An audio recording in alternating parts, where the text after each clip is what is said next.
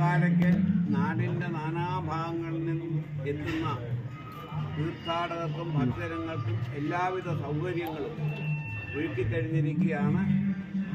അവർ വന്നു പോകുന്നതിനും അവരുടേതായ ഭക്ഷണത്തിനും അവരുടെ രോഗശാന്തിക്കും അതുപോലെ തന്നെ എല്ലാ പ്രവർത്തനങ്ങളും സർക്കാർ തലത്തിൽ നിന്നും മറ്റ് സന്നദ്ധ സേനകളും വോളണ്ടിയേഴ്സിൻ്റെയും ക്ഷേത്രം ഉത്സവ കമ്മിറ്റി ഭാരവാഹികളും ട്രസ്റ്റിൻ്റെ ഭാരവാഹികളും തുടങ്ങി നാനാ ജാതി മതസ്ഥരുടെയും സഹകരണത്തോടുകൂടി ഈ വർഷത്തെ പൊങ്കാലയുടെ പരിപൂർണമായ ഒരുക്കങ്ങൾ തീർന്നു. ഭക്തജനങ്ങൾക്ക് എല്ലാ സൗകര്യങ്ങളും ഒരുക്കിക്കഴിഞ്ഞിരിക്കുന്നു.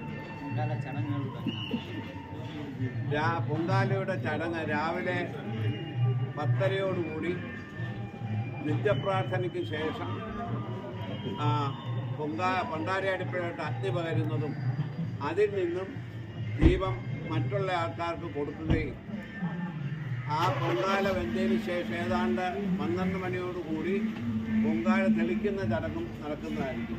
അതിന് ശേഷം ഈ ക്ഷേത്രത്തിലെ ഏറ്റവും പ്രധാനപ്പെട്ട ഒരു ചടങ്ങ് കൂടിയാണ് ഉച്ചദീപാരാധന.